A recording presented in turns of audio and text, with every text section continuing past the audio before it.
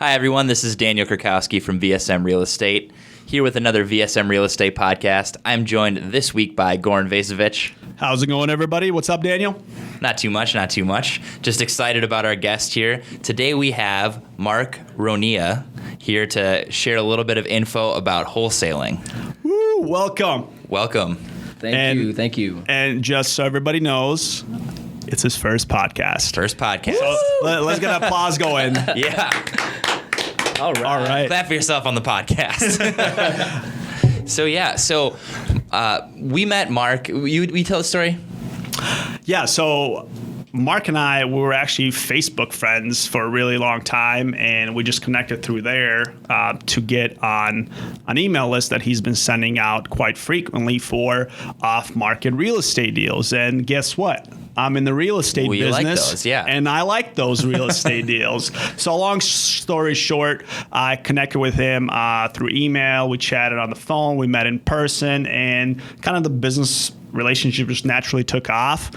Since then, we've done a couple of deals, and he's my first go-to guy when it comes to wholesaling because he can execute deals quickly, flawlessly. He's always there. Plus, just like me, he works on the weekends, and I love that. That's when the money's made. That's when the money's made. On Saturday mornings. On everyone else is sleeping Sunday game day afternoons. Ain't nobody got time for that. Right. And on top of that, Mark, he's got a family too. So, right. I mean, he's able to do it all. So that's why, I wanted to bring him in because a lot of people out there want to know more about wholesaling. They ask us questions about wholesaling. They really want to know what it is, how it's done, and there's just a lot of questions. So this is more of kind of like a open conversation and a frequently asked question type of podcast. So our listeners and followers, customers, whoever can find a little bit more information about what this really is, dive into a couple different topics and dispel some myths and some people may have about it. Perfect. All right, let's start with the basics then. What is wholesaling? First off, thanks for having me, guys. Appreciate it. Love to have you. Yeah. Yes, sir. So, what is wholesaling? Wholesaling is my bread and butter. I love it. Wholesaling, people wonder what wholesale real estate is. It's just like any business. Any product, clothing, electronics, they all have wholesale pricing. For real estate, you want retail, you go to the MLS. Right. You want wholesale, you find and work with wholesalers or awesome agents like VSM agents who Thank you very much. Who actually don't frown upon working with wholesalers because they understand the value that wholesalers bring to the table. Right. I don't even know why anyone would frown upon it. You may have a bad experience, but that's kind of the difference in inexperience versus an experienced one like yourself. Thank you. Yeah, and a lot of people can have a bad experience with an inexperienced real estate agent. Anything. As well. It happens everywhere in the industry. Yeah. So right. I think it is unfair, sometimes the reputation that people are given with wholesaling, and I think it's mostly due to people's ignorance of what wholesaling is. So that's kind of a side goal we can have here is to put some of those myths to bed today. Thank you. Going back, wholesaling real estate is us sourcing and finding off-market distressed properties. Sometimes we find deals that aren't even distressed; they're just below market value. Mm-hmm. And a lot of homeowners that are, for example, lost a mom that their mother might have been a hoarder, mm-hmm. and we had a lady just bought a house in Clinton. Her mom was a hoarder. She was embarrassed by it. She didn't want to talk to an agent. She didn't want an agent to come in and say, "Oh, well, you gotta get all this cleaned up. You gotta get 4 dumpsters, and you've got to do 101 things before you do it." Us as wholesalers, we're cash buyers. We just take it as is. We pay for their move. We pay for their dumpsters. We give them time to go through sentimental items, whatever it is that they need. And with that, we're able to help kind of alleviate the pressure off of certain situations. And in turn, we get a discounted property that we turn over to an agent that's working with investors or other investors. Right. So there's definitely a need for that service, your type of company, and what you guys do. And like I said, we we go on MLS once in a while to look at a property as an investment, but most of the deals that we source for ourselves, our clients, are deals that come from wholesalers or relationships that we have in place. So there's definitely a need. It's just like there's a need for a real estate agent. There's also a need for a person or a company entity to be in the wholesale game. Absolutely. Who's your ideal type of client? Who's someone who would reach out to you and say, I know you gave the example of the hoarder parent who passed, but who do you think you can help the most in terms of taking a property off their hands and relieving some of the stress and pressure that they have of trying to get rid of that? So, excuse me, anyone who's going through a divorce, anyone who's upside down on their mortgage, people who are behind on their mortgage payments. Mm-hmm. A lot of folks that are going in redemption that have no idea what their timeline looks like or what their options are, mm-hmm. or how to deal with the share of sales. And we can get into that. That's a whole nother subject. Yeah, that's really complicated. That's a really complicated subject, but those are also really sensitive as well, because there's people in certain hardships, mm-hmm. That don't want to discuss this. They get 101 letters from different attorneys and everyone else just say, hey, let's help you out. Right. But people who are going through divorce, bankruptcies, people inherit properties, condemned properties that have just been torn to pieces by bad tenants and the landlord. They're fed up. They're not obviously having VSM manage their properties, and we come in and we say, hey, and we get it. We'll just take it as is. And anyone who's in distress or who just does not want to deal with putting the property back together to try to get it on the MLS. Right, turning it into whatever the traditional agent pictures that they'd want. Exactly. Another thing to add to, maybe a lot of people have a mental image of, Mark and his company. They're going out and, they're trying to take advantage, quote unquote, of people that are just want to sell. But that's actually not the case. And I've been on a couple of these appointments where he has met with clients, and there are people that want to meet with someone like him and do business with his company because there's a true need, and they don't want to do the conventional route of getting an agent. They don't want to go through the open house. They just want to get rid of whatever real estate asset they have, and they want it done quickly and as discreetly as possible. So right. It's really a service that he provides for the people out there. And there's a considerable amount of risk on your end too when you're taking one of these properties. So you need to, of course, build some compensation in for that as well. Absolutely. Have you ever, speaking of Rit, have you ever had a deal that for whatever reason ended up costing you or you had some difficulties with? Any stories of anything like that? Yeah, that happens. Which one? The most recent one that you can think of. You can omit hardcore details, addresses, change some names around, use our names. There's a duplex actually that we still own. It was tagged. The city wanted to flag it. Mm-hmm. We were already under contract. We marketed it to other wholesalers or to other investors, and everyone shot it down. And I said, a lot of the times with our wholesale deals, if we're putting something under contract, we have the full intention to put it under contract at the price that we're comfortable buying it. Mm-hmm. So if we don't sell it to an investor or an agent who's selling it to an investor, then we buy it ourselves. Okay. We buy it ourselves. We do the rehab.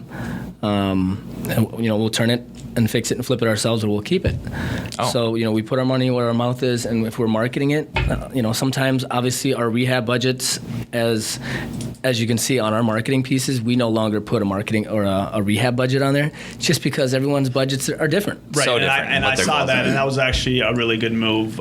Your marketing collateral and your email is nicely done and better than I think 99% of the things that I get via email, because it's got clear information. Pictures are outstanding. Everything's just really a click away. There are just few unknowns. So other than us having to do a walkthrough, it's pretty clear. So I like that. Yeah, there's no, and it's very honest information too. I think we've all looked at on the MLS from wholesalers, from a bunch of people where property, sale price, this.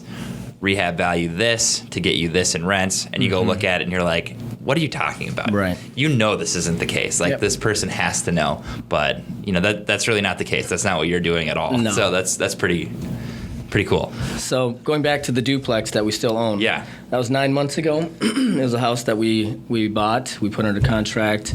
We committed. We took it over with a tenant who was already behind on Yikes. 4 months worth of rent. He was doing side work for the current owner, trade work, and he's not great. And long story short, we couldn't sell it. We bought it. Ended up becoming a poop hole. And it just, it's one of those things, my wife walked it with me and she's like, Mark, don't buy it. And that's one of those times where it's like, gosh, she was right. Throws it in my face like Hopefully she's not listening to this podcast. Yeah. Throws it in my face. She he said she was right. Yeah. Yep, she was right. And that happens all the time. I think it's part of the business. Yeah, part of our business too. We've had deals go sideways all the time in every aspect. Right. Management, brokerage, and investing. So it's just part of the business. And that's kind of what I wanted to kind of segue into is one of the bullet points that we have here is how you got started and why you chose to do wholesaling.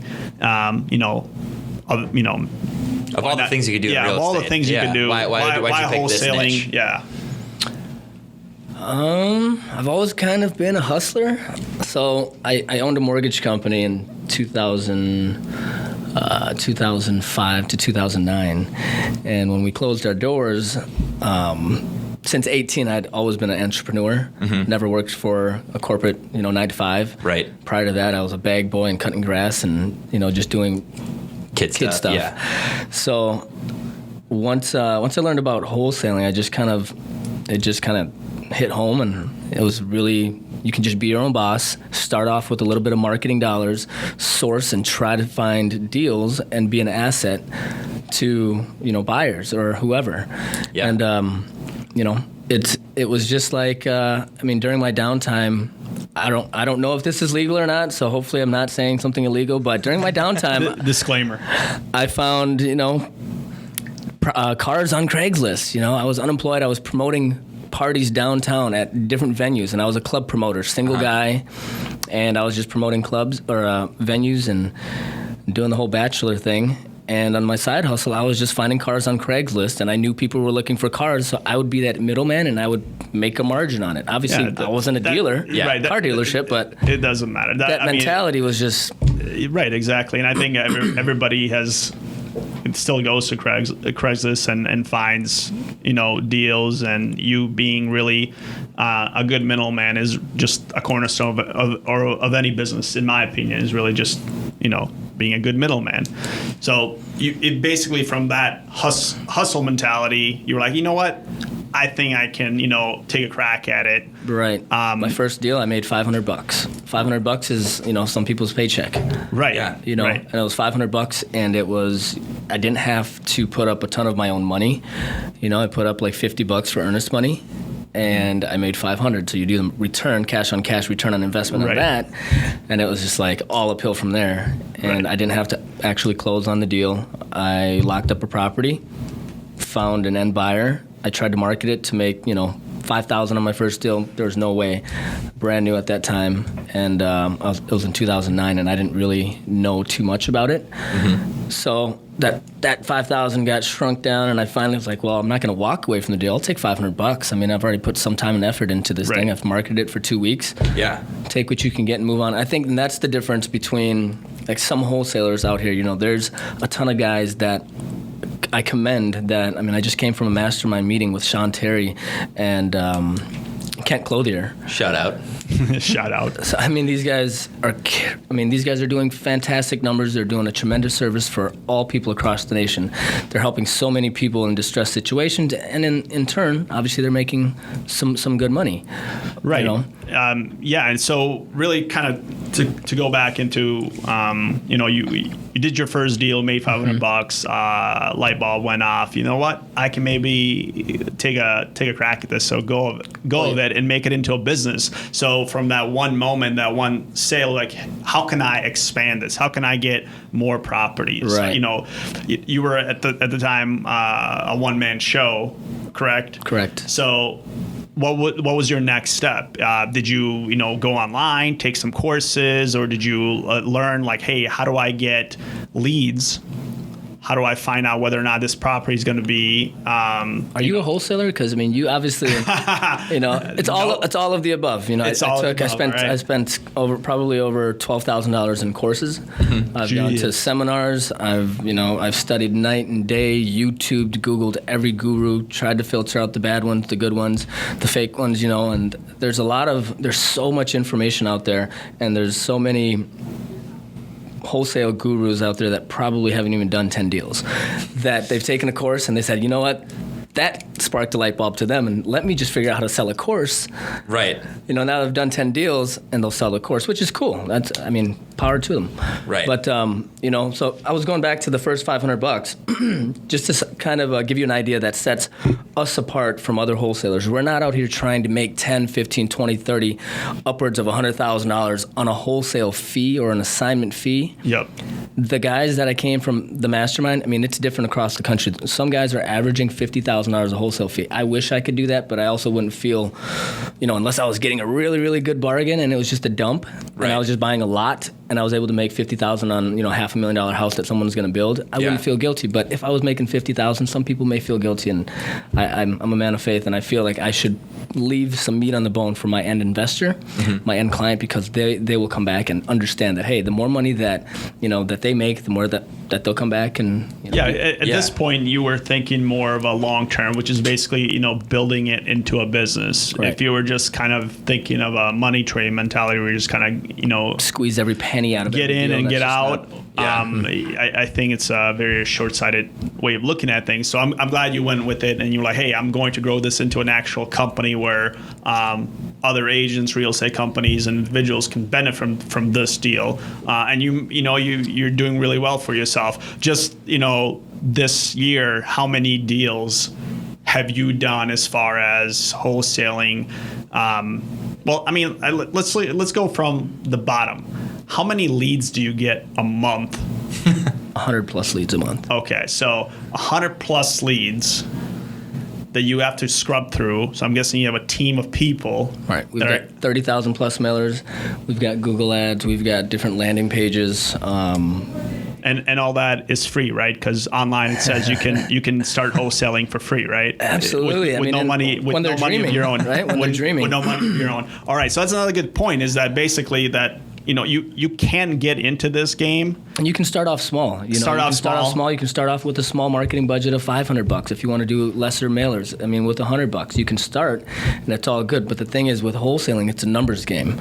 You can send. We send out mailers every week, and it's to the same list, to the same people, and it just catches them on a different day, on a different.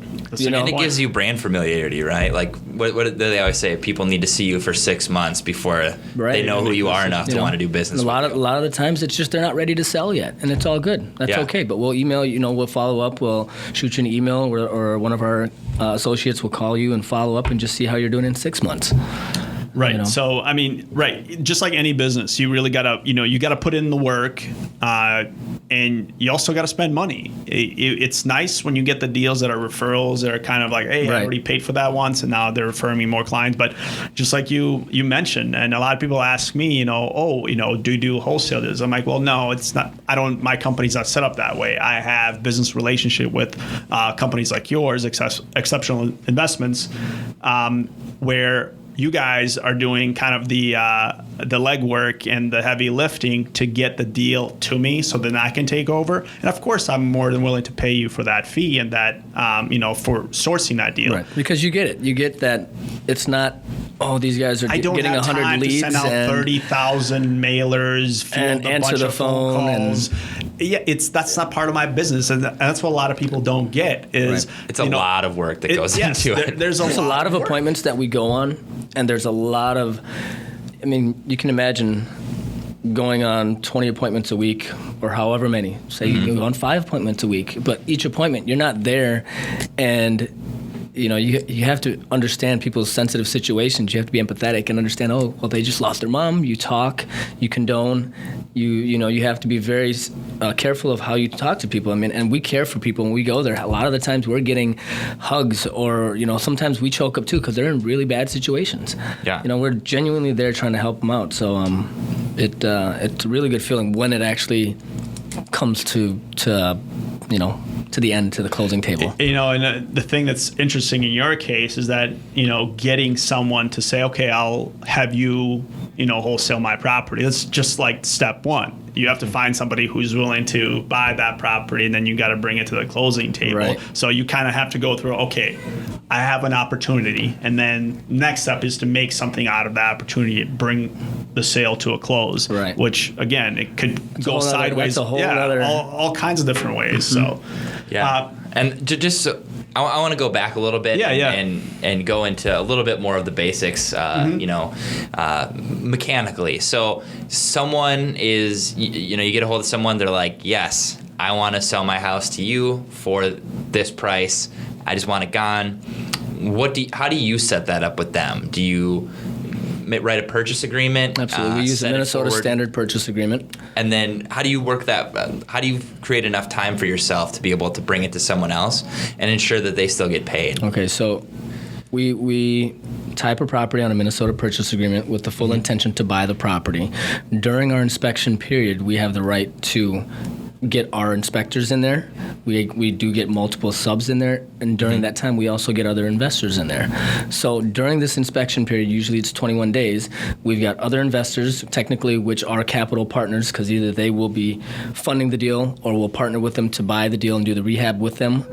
And we also have a ton of subs. We've got a lot of houses in Minnesota that have asbestos or these old octopus furnaces that, I've got to get different HVAC guys in there that quote me different prices. Some guys are 2 weeks out. I need this house done in 30 days, so I can't wait 2 weeks for that. Right. So during the 21-day inspection period, option A is we would rather unload it. We're doing 12 rehabs right now. I'd rather not take on a 13th rehab. Right. So I'd rather pass on this awesome deal from our marketing that's not stopping. The deals are still coming in. Why not pass on these deals to other good investors or other investors who can actually perform?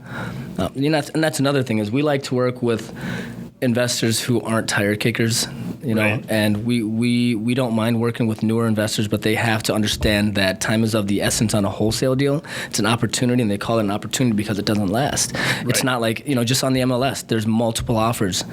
Just like a wholesale deal, we're well below market value on the MLS, so our deals are flying off the shelf. They're usually going a lot quicker, and there are other investors, and our investor list is growing every day. So, just kind of a FYI to other investors who want to work with us, and it's no offense to anyone. We're on a time crunch, and sellers are usually in a hurry to sell their property, and we want to hold up on our end of the deal with the seller. So we don't want someone to tie up our property on another 10-day inspection. Right. That makes perfect sense. So we sell our properties as is. Sometimes, our incentive to the homeowner is we pay for the seller's closing costs. And we're also paying for their dumpster or their move. So therefore, if there's not enough margin, if there's only $1,000 margin that we're making in the middle, we're going to pass the seller's closing costs onto our end investor, and that end investor is responsible to pay that. Okay. One thing you mentioned is that you do rehabs or flips yourself, and you take on some properties. Where we try to do the same thing, but we run into the constraints of time, personnel, and of course money. So when we get deals from you, it doesn't mean, or anyone else for that matter, it doesn't mean that those are deals that are bad or not deals at all. Right. It just means that, hey, you're doing 12 rehabs, and doing 12 rehabs for everybody that's out there listening is no easy task. I mean, it's just getting a person or a crew of people to do each one of those properties is a task in itself. Even if you got the right deal and the money, the personnel is a big deal. So I can see why you're like, hey, I like the opportunity of making a commission after, I flip this property, but there's so many more other opportunities where I can just, make a small margin and just pass the deal on to somebody else. Right, because there's so many investors out there hungry for deals. Yeah. We know that supply and demand. There's limited supply right now, limited amount of good deals. The banks are thinking that they can sell their properties that are, in pretty bad shape, closer to the ones that are closer to retail. They're not giving. I was enough just talking about that discounts. earlier today. It's crazy. They're treating their garbage like it's gold right now. I'm like, okay, well, and then you give them a realistic offer based off of the scope of work, and they shoot it down, or they get mad. Some of the agents get mad at you. Like, what do you? Well, did you look at the house? Probably not. They sent their field guy out there to take some photos and came back, and they, REOs, they do 3 BPOs. They take an average of 3 BPOs. Nobody knows. It's like. They don't look at some of these properties and the condition that they're in. They just take numbers, take an average, and they list it. Sits there for 30 to 45 days or 60 days, then they drop it by a percentage, and so forth and so forth. Right. So, yeah, investors that work with us, they don't like dealing with that whole waiting game. The whole first 15 days, owner-occupant only type of situations. Yeah, time is of the essence, and I think that's another reason why, from my perspective and VSM's perspective, we don't do a lot of bank-owned properties. We don't do auction-style properties. Normally, where there are other people involved, we just stay away from those properties. Not because we can't get them done, but it could take 6 months to get one property. And it takes 6 months to get a no on one property, and then you tied up all of your cash for that amount of time. And it lost a ton of opportunity. And that's another reason why we see value in wholesalers like yourself, where I can sit on my computer on my phone and I'll get a deal. And I'm like, oh, look, there's another deal. Let's check it out. So I think it's a great service that you're providing for companies like us, which we then can turn that into a product or pass it on to one of our customers, who call us to, hey, help me find a property. So what you're doing, I think, again, is valuable within the real estate community. Are you finding that you're able to, because I'm working with a lot of investors right now. I'm looking for flips all the time right now too. All the fundamentals of doing a flip, all the fundamentals of a good buy and hold, those rules have been around for a long time. And I think what a lot of people are doing right now is they're kind of drifting away from adhering to those, I think the norm for a flip, right, is all in for 70% of the ARV. Correct. I think people are now looking at 85, 88. They're getting up higher and higher on the margins are getting thinner because of the market. The deals aren't, they're scarce, and people get it that you're not finding 30-40% discounts on properties anymore. Right. So they got to, that's why we're doing 12 rehabs. I'd love to cut that in half. Right. But the margins are so thin and the deals are still deals. And, if we've got the crews that can handle it, why not? I can't go back to the homeowner after I've committed and tied up their property for 21 days and say, hey, no, sorry, I can't. It's a waste of time. That's bad integrity, Right. So bad business. So in a flip, for example, what sort of margins are you looking at now? What are you looking for your numbers? It just varies. Okay. We're closing on a deal. We're probably clearing $9,000 after 4 months. Oh, wow. But if I'm not in the red, it's all good. Yeah. And that's what we found too, as well, from our perspective, Daniel, is that I can't stress it enough. Everything you see online, because flipping HGTV's hot, everyone is trying to capitalize on it through social media. When I see people like, oh, look at me, I just made this huge check, selling a property, no money, I'm just cringing. I'm like, oh my God, somebody's gonna come across this, and they're out of desperation, they're gonna lose more money by following this false advice. And it's not to say that you can't do it, because I myself have bought properties with no money down, but it was very intricate, and in no way was that my only deal. And if it was, I wouldn't have been able to survive. And did you learn about it on Facebook and go, okay, I'm going to look at this for 15 minutes and then go buy a property with 0% down? Absolutely not. So that's another thing that what I wanted to discuss with Mark is just dispel some of the myths that people have where, you mentioned to start this that you spent countless hours and money trying to learn the business, and ultimately what boils down to is the leads, the relationships to get these deals. That it's not just some guy in an office or his home in his pajamas, going at a computer sending emails. I do that sometimes. Yeah, you're out in the field. You have to be out in the field 24/7. If somebody calls you, hey, hot deal, you gotta pick up the phone, go over there and check it out. You have to. The time is now. Like, you've got to get it done. Just hop on it. I mean, if someone calls you or texts you a hot lead, I'm gone. If I'm not going there, I'm sending one of my agents or someone from our team to go check it out. And take the photos, do the scope of work,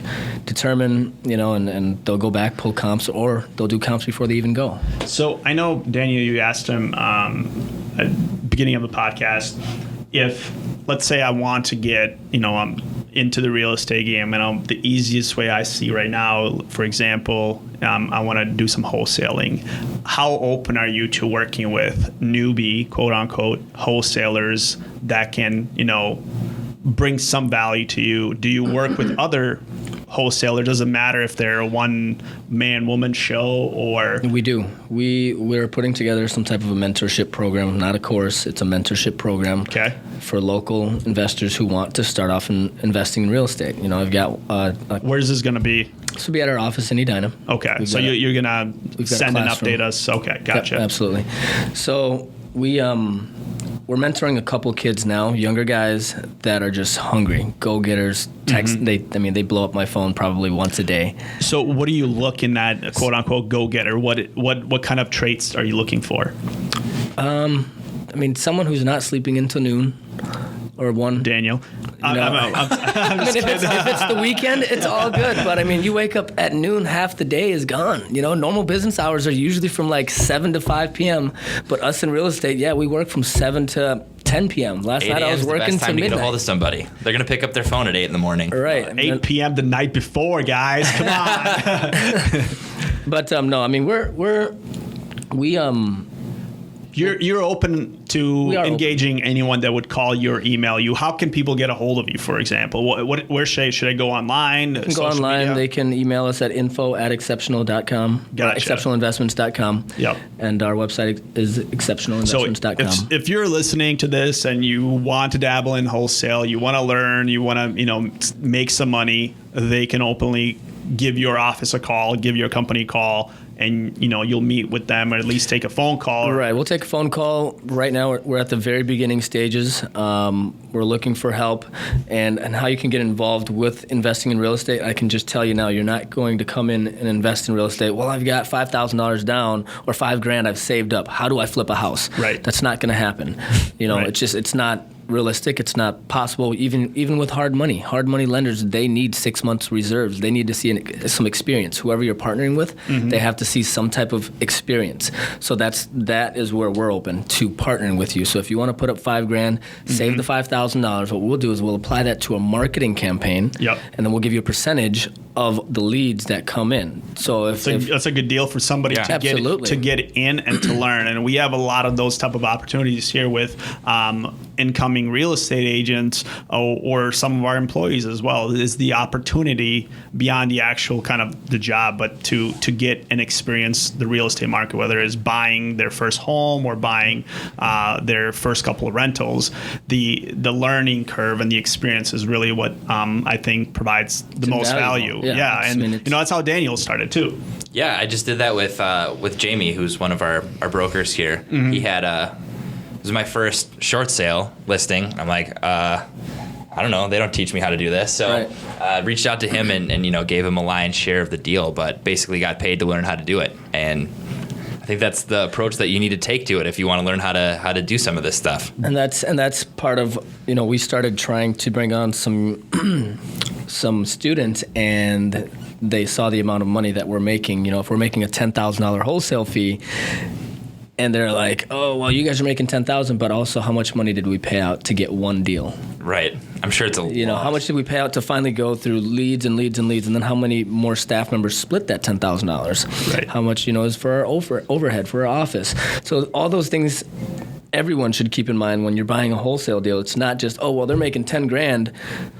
They didn't do anything. They didn't do a rehab on it. They're barely doing anything. And all they did was find the deal. You're going to make $50,000 on the back end and do a rehab on it in 6 months or 3 months, and you're making $50,000. You could have, did the marketing. I feel you. As a business owner, I feel the same way. And, we have a lot of those situations within the real estate game. Oh, you're going to, charge me X amount, but all you're going to do is, sign a couple pieces of paper. I'm like, wow, it takes a little bit more than that. Yeah, some deals are easier than the other, but what about those deals that you put in a lot more work than what the payout is? Is somebody gonna compensate you for those? Absolutely not. Right. So I think the overhead, and as you mentioned, that I know what it would cost for me to run a big, huge marketing campaign from a brokerage or a management side that you're doing right now. I would have to, raise a lot of my fees. It wouldn't make sense. Right. So yeah, I want folks to understand. We're trying our best to find good deals. And we're not cherry picking to keep only the juiciest ones for ourselves. We honestly are passing great deals to other investors. And, just like my Facebook post a couple nights ago, it was another wholesale deal that people passed on. We'll probably clear $40,000 on it. It's a small little house, but it's in Edina. Right. And it's the cheapest house because we were able to buy it cheap enough. Right. We're going to we put $90,000 into it, and we're still selling it, $30,000-$40,000 less than the immediate comp. Yeah. And it's just because we're not trying. It's on 50th. It faces 50th, busy road, so you got to take that into consideration. But long story short, we'll buy it, we'll do it, and I just wish that with doing that, I'm hoping that our investors that we work with and our partners, they will start to see that we're not sending out like other wholesalers or whoever else, Yeah, other people had the opportunity for that house, but they passed on it and he just took it. So, which again, part being hustler, we can only take so much. Part being an entrepreneur, that's what it takes. And we always talk about too. We just had a podcast called Real Estate Dream Team. Right. And, what we were espousing was the value of having not just a good real estate agent, having a good closing company, having a good attorney, good accountant, you name it. You need that component in your real estate business. Absolutely. I think for us as a real estate agent, part of our team is having good wholesalers that we can work with when we're looking at investment real estate, so we can bring something to our clients that's a little bit different. But the one thing that's a little bit unique about it is, when you're presenting deals, and I know you're not, but even if you were cherry picking deals and taking the best ones for yourself, it doesn't matter, right? It doesn't matter to the client at the end. It doesn't matter what your fee is. Your fee could be 3 times what you paid for. Thank you. Right? Thank you. What matters to me is, this is the best deal that's out there right now. Right. Right? My bottom line. He's if it not makes sense forcing you to me, get it. He's not the only game in town. He knows that. We know that. Everybody knows that. You can choose to either do it or not do it. It's kind of like looking at their property records and being like, well, this person bought it in 1978 for $43,000 and now they want $300 for it. Absurd. Right. It's like, it doesn't matter what someone else paid for it. It matters what the market will pay for it now. Right. It doesn't matter what anyone paid for it. And again, I hate when somebody sets my price. Oh, well, you should charge this. So you should. I'm like, listen, I don't tell you what you should get paid at your job. I don't set limits. Don't do the same for me, please. It's like obviously I wouldn't be in business if I was ripping people off. So it's that mentality that you have, and it is the right mentality where like, hey, I'm going to treat this as a deal that will bring me more deals. So I'm going to have it a fair price, what I consider a fair market value, considering my overhead and my costs. And people can either choose to do it or not do it. Right. So it's, there was a deal yesterday we paid $250 Out of that $250, there was a $30,000 wholesale fee. We bought it. I knew it. It was all transparent, and I was good with it. I'm a wholesaler. I get it. I'm also an investor, but my numbers still make sense for me to flip it. That's what you got to stick to. And that's all that matters. A lot of people, people like, oh my God, they already made the money. Like, listen, if you have your numbers right, and if you don't, that's where companies like ours, VSM, we would come in there and say, hey, these numbers make sense or they don't make sense. So again, it's funny that you mentioned that, but yeah, and you're a wholesaler, and you're like, hey, I'm cool with that because right. I mean, I was happy that he brought me the deal. You make a buck, we're gonna make $100,000 hopefully on it. I mean, that's without him. That's $100,000 missing out of our company revenue. It's that can go back so to results oriented to think about it any other way. I know. Crazy. So one thing that, the reason why I like working with Mark and I asked him to be here is that he has extensive experience when it comes to flipping homes and construction. So, I mean, how many houses have you flipped so far? I'm actually not that vast. I've probably only done 30 homes. Okay. So that's 30 more than most of our listeners, for example. Right. Okay. Even flipping one home or just going through wholesaling a bunch of homes and then flipping 30, when you bring a deal to me and you say, hey, here are some of the things that are wrong with it or not wrong with it, your credibility goes up that much because you have that experience. Doing a flip on one home, you get experience. 10, Absolutely. you get a lot. 20, you get an immense. 30, I mean, again, most people will not buy 30 homes in their whole lifetime. If you already have that number under your belt, that's extremely helpful to me because I know a deal that you're sending me and you're saying, hey, here are the things that I know, here are the things that I don't know, here are the things you want to look at. That just cuts down on my time having to send a construction crew or a GC to the site to give me their analysis because you already know what's going on because you're in that business. And he can tell you too, say there's some certain criteria that it's just a non-starter for you. One thing to point out for both of us. One thing to point out, and what a hustler this guy is that he was like, yeah, I just did 30 homes, acting like millions of dollars worth of real estate flips is no big deal. But I mean, that is a huge deal. So congratulations on that. And side note to all the listeners, Mark is a young guy, so yeah, it's even more impressive. How old are you, Mark? There's more to come. Gosh, I'm 33. I'm 33. All right, there you go. So we're 33 and 30 homes. So you flipped a home since you were a baby.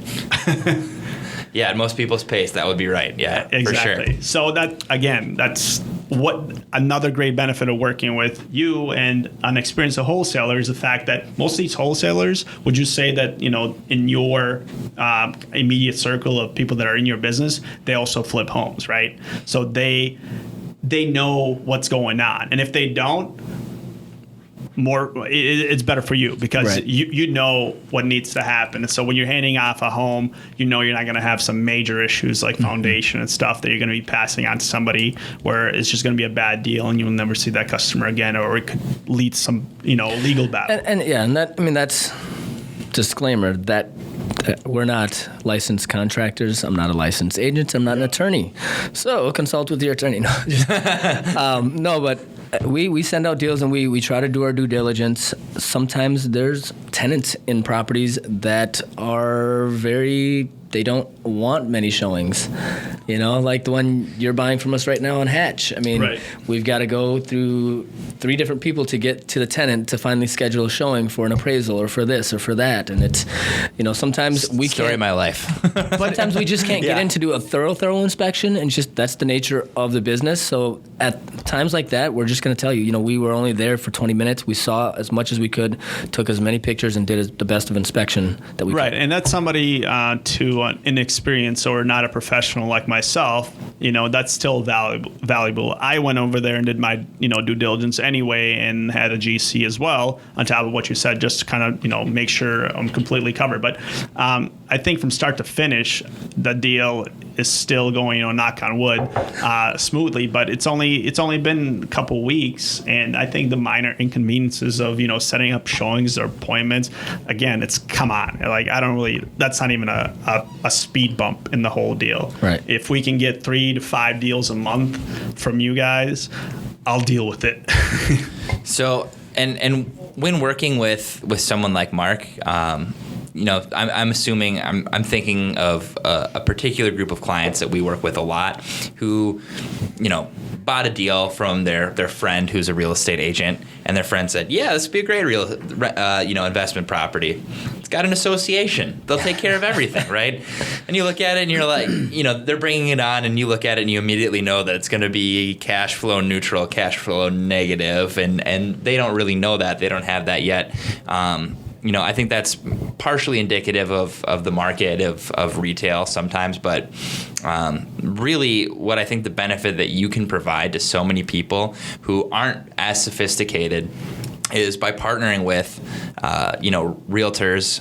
You can the deal flow goes from you to us, and then the client gets access to these wholesale deals, these deals that, for all intents and purposes, I don't know if you'd agree with this sentiment or not, but tend to be for a little bit more of a sophisticated buyer, someone who's a little bit more sophisticated in real estate, tends to be someone that you work with on wholesaling deals? Absolutely. We try to make that a point, because if you're a brand new investor trying to flip your first home, a lot of the times they don't understand wholesaling. They don't get, why is there an agent involved? Why is there a wholesaler involved? Why are there all these people making these fees in the middle? Right. Why can't I just buy it direct? Well, everyone is a part of it. Our best clients are agents. Mm-hmm. They're agents who have worked with repeat clients who trust their advice. Like Goran, you've got long-term 10-year plus clients that trust your decision. If you say buy, they buy. Right. So it's And that was my point really, is what this still means for our clients. The benefit is really, they have access to these deals that are still with, your fees and my fees, better deals than are on the MLS a lot of times. So, right. If they take that and use their team of experts to contact you, they're able to get these deals at an even lower, purchase price than they would on the MLS. So it's just another source of deals for them, more potential. Absolutely. Yeah, right. So as you mentioned, I think, you start off by, investing money and getting a bunch of leads, phone calls, and you have to scrub through that. And if that deal goes to us, we have to then assess it, do our due diligence, and then we have to pass it on to our client. So if you think about it, if you're the end client, you're getting a turnkey rental property, kicking out X amount of, let's say, 10% return on your money. Right. That, to me, is a huge benefit, because if I was the end client, I didn't have to be part of the headache and the time involved to get the property up to there. I just got it done. Right. Okay. I don't go, to a factory and supervise my car being made. I don't want to do that. I just want to get the car and then get in and drive and enjoy it. Right. And that's, again, it's part of being, in businesses and being a good middleman, but you do stuff. You don't just pass the same thing down the line and get paid. We're offering a service. You constantly improve it by utilizing, obviously your experience and providing that service. So you make it from, nothing to something, and then as it goes to other hands, they consistently improve on it and make it that much better, more of a finished or polished product that the end customer gets. So. Right. I think that makes perfect sense. So the other component then, and we'll just probably touch on one more thing and then call it here. For the other young wholesalers out there who are hopefully contacting you now to take part of your apprenticeship program, creating a buyer's list. That's, I know, a really important part of how you set it up. How did you start yours, and what tips would you give for people to help grow theirs? Craigslist does everything. Craigslist does Works everything. wonders. I mean, it does help. And just to kind of go back about getting the leads, there are times that we get leads as referrals, just like agents do, because we've got investors that are on our list that have properties that they don't want to finish the rehab on. So therefore, can you wholesale this? Great. I do have to put it under contract for me to legally, market it. So we get deals all the time that are referred from family, friends, relatives, whoever, and other fellow investors, and then other agents even, that they've tried the MLS and they weren't able to. And surprisingly, when we put it out, sometimes it actually gets sold, which is weird. I don't get it. I'm not sure, but it might be because it's more of a targeted audience. Right. But Going back to the younger wholesalers that want to get involved, it's I did my first deal with $50. It's not zero money down. It's close, but that is a very rare occasion, And there's even the deals that we lock up now, we're putting $500 to $1,000 earnest money in every deal to tie it up. There are guys out there that are really good and they tie it up with $1, because that's a legal vested interest, and that's great. For us, it's just we have the full intention to actually buy it, so we're putting up $500 to $1,000 in every house that we're locking up. And for other young entrepreneurs that want to get into wholesaling, we're open to marketing dollars. If they want to come in and start off with some marketing dollars, that will help us out. All the leads that come in. It's not even just the marketing; it's the education they're going to get. Right. And they'll see. That was my way finish. into pretty much anything. Is that you just got to get in there, commit yourself to, hey, I'm going to be the master of whatever this is, and I'm going to learn. I'm going to make an effort to learn the system. So if somebody's out there, fresh out of college, in school, out of a job, whatever, they can commit themselves to learning. And right now with the internet, plus real world experience with your organization, it would just be a no-brainer and a very easy way for somebody to get involved, because in 30 days they'll pick up a lot of things. Absolutely, hands-on is the way to go. And I can't say how valuable what you're offering is. It's kind of ridiculous. How much money did you spend perfecting this process of marketing and time? How much effort did you put into it that someone just gets to put some money into and become a part of? I know. What and did you get say? that education? $500, $5,000? Is there a minimum for them if they want to get involved? Yeah, it'd have to be at least $5,000. $5,000. All right. So I'm in. Sold. I'm writing you a check today. If you have $5,000 and your end goal is to have 12 ongoing flips, have 30 under your belt, plus like hundreds of wholesale deals every year, I think $5,000 is a good investment or a good return on your money. Yeah, I mean, we would bring you into the office, interview you, make sure that you're a good fit. Yeah. Just because we honestly just don't have the time, the manpower, the personnel, like Goran says, just to bring on a bunch of half-ass people. Right. So you got to have the money, the $5,000. You got to have the right attitude. Full ass. Yes. All right. Well, on that note, I think we'll sign it off for today. Mark, thanks so much for being here. Thanks again for having me. Yes. Thank you very much. All your info will be in the description of the podcast. However you listen to us, you can reach out to us on social media, and also Mark himself and his company. And I encourage everybody that if you haven't already, join his mailing list for wholesale deals. How much is it? For the mailing list, or to be on it? Oh, it's free to be on our mailing list. Free. I was ready to pay hundreds of dollars, and it's free. Wow, you guys got to do it. You got to do it. Please also just comment, like, subscribe to the podcast, and thanks so much. Have a week. Thanks, guys. Thanks. This is the VSM Real Estate Podcast. All things real estate, all the time.